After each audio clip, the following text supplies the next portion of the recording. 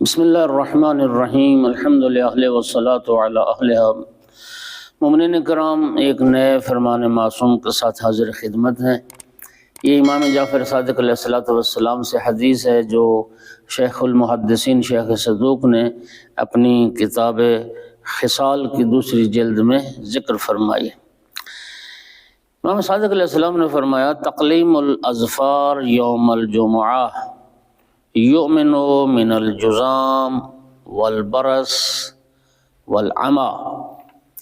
فرمایا کہ جمعہ کے دن ناخن کاٹنا، جمعہ کے دن ناخن تراشی کرنا، تین بیماریوں سے انسان کو محفوظ رکھتا ہے۔ جو جمعہ کے دن ناخن تراشتا ہے، ایک تو جذام کی بیماری سے اللہ اسے محفوظ رکھے گا، دوسرا برص کی بیماری نہیں ہوگی، اور تیسرا وہ نابینا پن، اندھے پن سے بھی اللہ اس کو محفوظ رکھے گا۔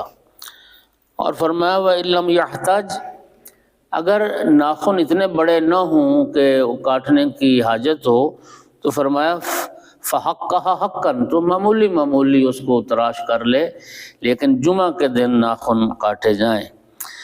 اور پھر فرمایا امام صادق علیہ السلام نے کہ من کلم اظفارہ وقص شاربہ فی کل جمعہ، ناخن بھی جمعہ کے دن کاٹے اور اپنی مونچھیں بھی جو ہے وہ بھی جمعہ کے دن کاٹے اور چھوٹی کرے۔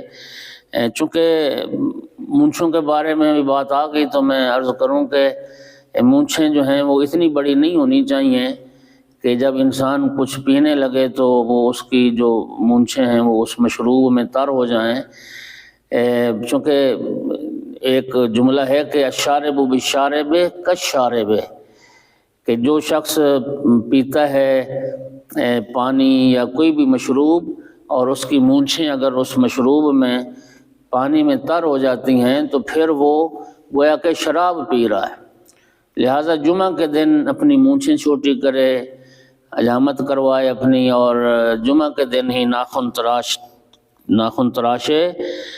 کیا ہوگا؟ فرمایا ہاں، جب وہ ناخن کاٹے اور مونچھیں چھوٹی کرے تو کہے بسم اللہ و باللہ و علی سنت محمد و آل محمد، اور یہ جب وہ پڑھے کہ میں یہ سنت پیغمبر اور آل پیغمبر کے مطابق یہ عمل کر رہا ہوں، بسم اللہ و باللہ و علی سنت محمد و آل محمد، اوتی بکل قلامت و جزازت عتق رقبت من ولد اسماعیل، اللہ اکبر۔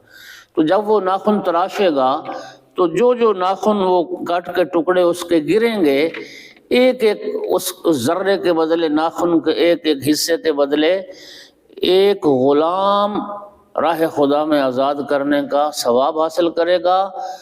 اور غلام بھی کوئی عام غلام نہیں، حضرت اسماعیل علیہ السلام کی نسل میں سے ایک غلام راہ خدا میں آزاد کرنے کا ثواب لے گا۔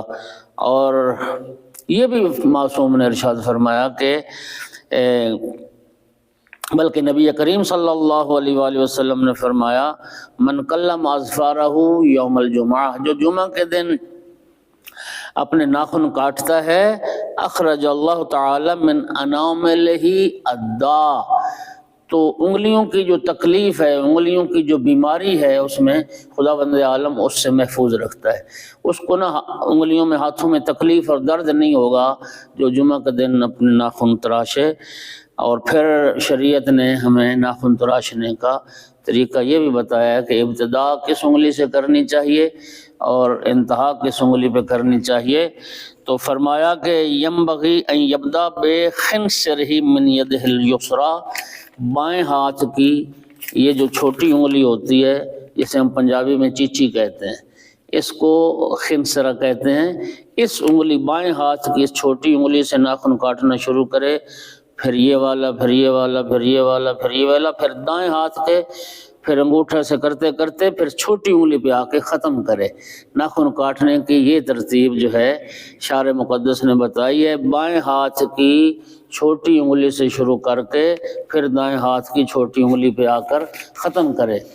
اور پھر فرمایا معصوم نے کہ اگر پاؤں کے ناخن بھی کاٹے تو ان میں بھی یہی ترتیب رکھے کہ بائیں پاؤں کی چھوٹی انگلی سے ناخن کاٹنا شروع کرے اور پھر بھی ترتیب دائیں پاؤں کی چھوٹی انگلی پہ آ کر ختم کرے۔ اللہ تعالیٰ ہمیں معصومین کی تعلیمات پر عمل پیرا ہونے کی توفیق عطا فرمائے۔ وآخر دعوانا ان الحمد للہ رب العالمین۔